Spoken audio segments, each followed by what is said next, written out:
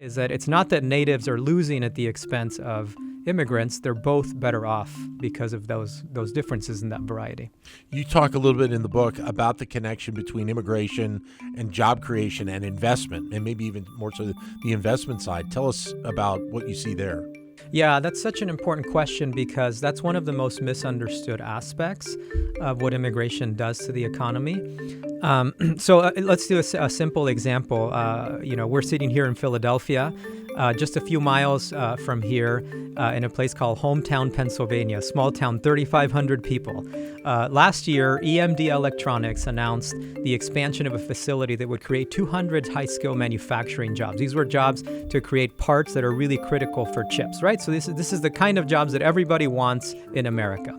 And welcome to a special edition of Ripple Effect Meet the Authors. I'm your host, Dan Loney.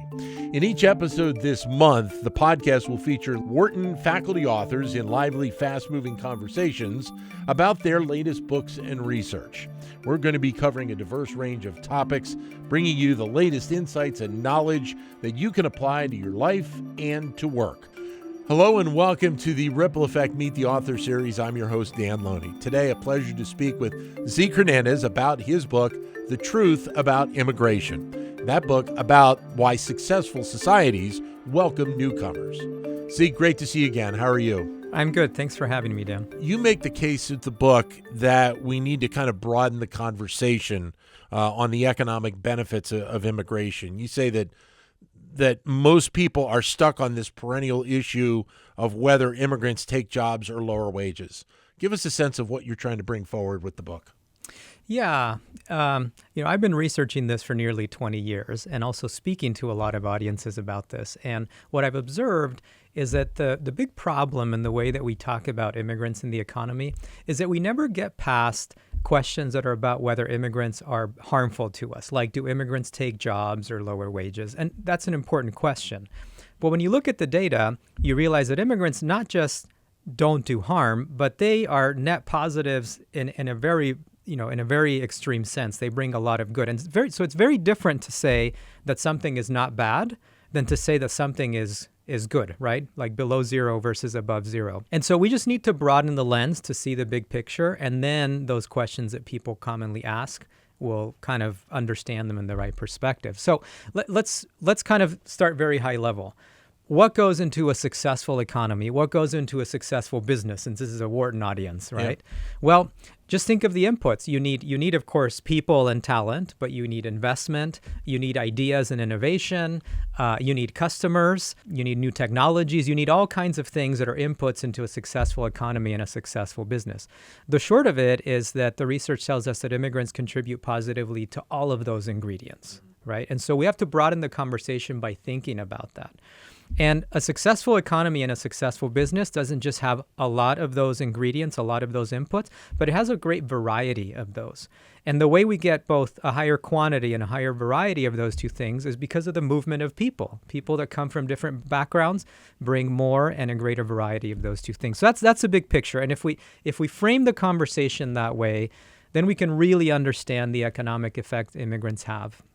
So to a degree, there's been somewhat of an underselling of the value that immigrants have on an economy. Completely, right? Because typically, if you read the headlines or the popular conversation, or especially the political conversation, the most positive we tend to get is, immigrants fill job shortages, right? There's a shortage in this particular industry. We need foreign-born talent. And so whether it's nurses, construction workers, manufacturing workers, people with STEM skills, immigrants fill those shortages. And so they kind of plug holes in the economy. And that's, of course, a really important function.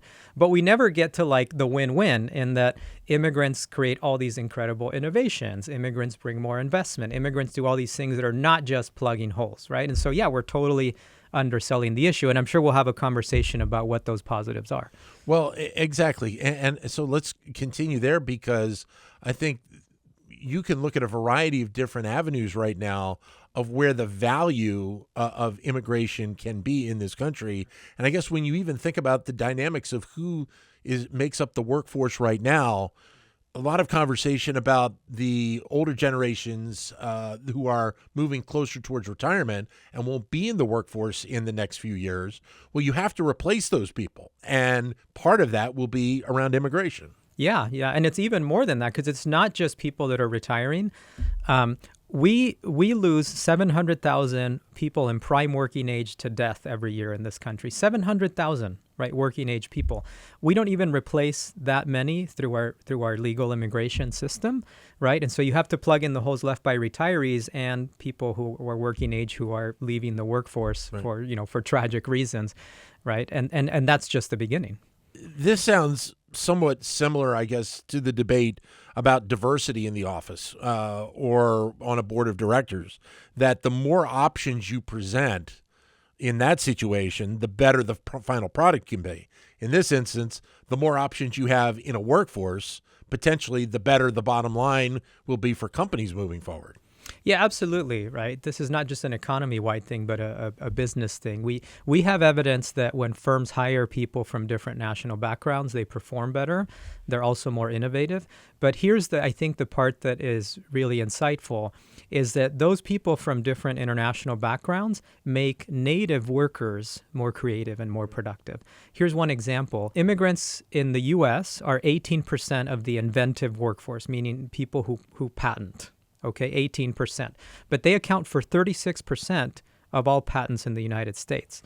Now, that number, you can break it down in two in a way that's really interesting. 23% of patents are patents where the immigrants are directly the inventors on record. Right.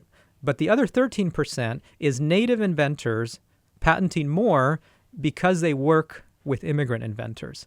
Why? Because the immigrant inventors bring new ideas, they bring new networks, they bring new ways to solve problems. And so that's what I mean by a win-win, right? Is that it's not that natives are losing at the expense of immigrants. They're both better off because of those differences in that variety.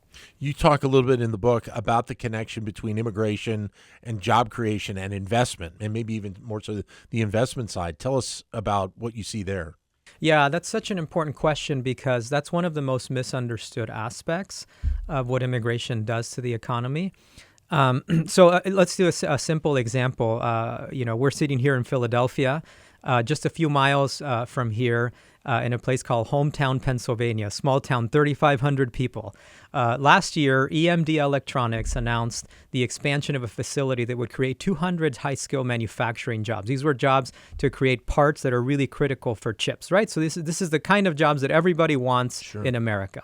And Hometown seems like a weird place, right, for a high-tech facility to grow and create 200 jobs. Right. Okay. But then you realize that EMD Electronics is a subsidiary of a German company. And you're like, okay, what does that have to do with anything? Well, it turns out that Hometown, long time ago, was founded by German immigrants, right? And it's not a coincidence that today a German company is investing and thriving and creating jobs in Hometown, Pennsylvania. Right. So we have a lot of research showing that where immigrants go, firms make investment. Okay, and these effects last for generations. So where there's a lot of, say, Germans, historically, a lot of German investment will follow, and it's true for Mexican firms, it's true for Korean firms, it's true for every nationality. And so this is what I call the investment, immigration, jobs triangle. Immigrants arrive, they foster investment from their home countries, those investments create jobs.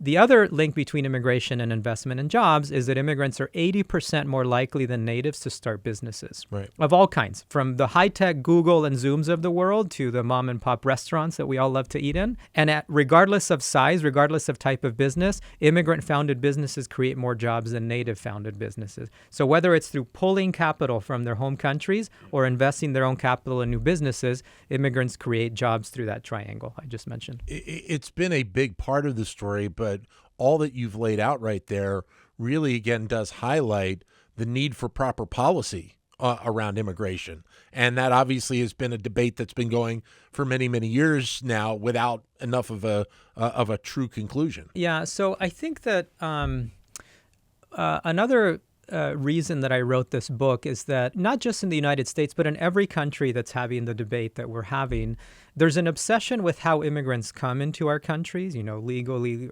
illegally, for work, for family reasons. And of course, it's important to know that, but we're not obsessed enough with what immigrants do once they're here, right? And so we have to separate immigration, which is what people do when they come, which is what we've been talking about. They create all these economic benefits and cultural benefits that we haven't spoken about. And so once you understand what immigrants do, it gives you more clarity on what our policies be for how many and how people should come in, is kind of the point. And so, if immigrants are just not bad, policy is very different than if immigrants are net positives and bring all the benefits we just talked about. And so in the United States, the analogy that I often use is that our immigration system is just really outdated. The last time we updated our system here was in 1990. The economy was $9 trillion in size back then. Today, it's $25 trillion in size. Okay? Yeah. So we have an economy that's more than double the size, operating with a system, a speed limit, if you want to think about it, that is just too low, right? Yeah. Not only do we not replace the number of working age people who die, which I just mentioned, but we're not even providing enough people for all the growing businesses that we need. Yeah. And so we just need more and a greater variety of pathways in. So then with this being a topic that obviously is playing out in other countries as well, this becomes a global problem that you're talking about longer term with the expansion you just kind of alluded to, not only needing to happen here in the U.S., but places like Australia, the Far East, Europe, wherever, this is becoming an issue. Yeah. And I'll make a bold prediction here, right, is that a lot of rich countries so far have been what I call immigration choosers, meaning they've had sort of their pick of the litter because there's a lot of people who want to move to those countries to make a living and find a better life and contribute. But because of demographic trends in most of the world, birth rates shrinking, people aging, new people coming from fewer and fewer countries, I think there's going to be a lot more geopolitical competition, and a lot of countries are going to become immigration beggars, right? They're going to be desperate for the talent and the people they need. So I think we better get our act together before we become immigration beggars. You mentioned the element of innovation. What other areas do you see as important when you think about the benefits of having immigrants coming into a country? Yeah, so I gave the example earlier of patents, right, and the 36%, and that's what I call highbrow innovation, right? And we're aware of that, not just patents, but we think of high-tech startups, right? So Zoom, Google, Intel, like you name a high-tech startup, there's about at least a 50% chance that it had an immigrant co-founder. Yeah. I think the part that gets underappreciated is what I call the lowbrow innovations, meaning the things that we do, we eat, we spend our time on every day that we completely take for granted, that we don't realize were brought by new people. I'll get just a few examples from kind of throughout a normal day. You wake up, you brush your teeth, right? Colgate toothpaste, immigrant. You go check your email, right? On your smartphone. Well, that smartphone wouldn't exist without the contributions of immigrants. Maybe you want to have, Mexican food, Italian food, pizza, hamburger for lunch. Well, all of those are immigrant contributions. You want to go to the movies to see your favorite movies. Well, a very high proportion of the actors, actresses, directors, makeup artists that made that movie really good are foreign born. Walk through your supermarket aisle. Okay, think of the items you buy regularly and remove from the aisles the items that were brought in by immigrants, and your cart will be at least half empty, right? And so sports, right? Soccer. Sure. You like to do karate, you like to do yoga, you like to go to the gym to do, Zumba, I think, right? All of those are things that were introduced by immigrants. So the point is like a huge proportion of what you spend your time and money on that makes your life richer and more interesting was brought in by foreign contributions. And those are innovations just as much as a patent is an innovation. Right. That's my point. Obviously, with all of those areas you just touched on, you're talking about a potential significant negative impact from an economics perspective of not having enough of the right focus so that you can push forward in a lot of those areas as well. Yeah. I mean, and we have historical precedents that show that very clearly. We hit the 100-year anniversary of the 1924 National Origins Act in the United States. It was the biggest restriction of immigration in U.S. history. It dropped immigration by over 90% for 4 decades in this country. There's good evidence. We have very good evidence now to show that this was really damaging to the United States. For example, native-born scientists who were less exposed to immigrants patented nearly 70% less permanently, right? Places in the U.S. that lost the most immigrants due to those restrictions, to this day, 100 years later, receive less investment than they did before and invest less overseas than they did before. Businesses in those places. American workers lost jobs and got lower quality jobs. So, we know what happens because it happened before. And I think we're at a historic moment where we need to be really clear about what immigrants do so that we make better decisions about our policies. And this is not just in a macro sense. This, again, to the business-minded people that are listening to this affects the everyday running of your business. Where are you going to recruit talent? Where are you going to get good ideas? How are you going to find customers? How are you going to find new markets? That's all going to be, to a great degree, not only, but to a great degree because of foreign-born talent. Here is the book, The Truth About Immigration. Where can people pick it up right now? Everywhere you buy books. Everywhere you buy books. Zeke, great to have you with us today. Thanks very much for your time. Thank you so much. Zeke Hernandez of the Wharton School. The book, again, the title, The Truth About Immigration. Thank you for listening to The Ripple Effect. We hope you found this episode informative and engaging. Don't forget to subscribe and leave us a review so that we can continue to bring you the best insight from the Wharton School.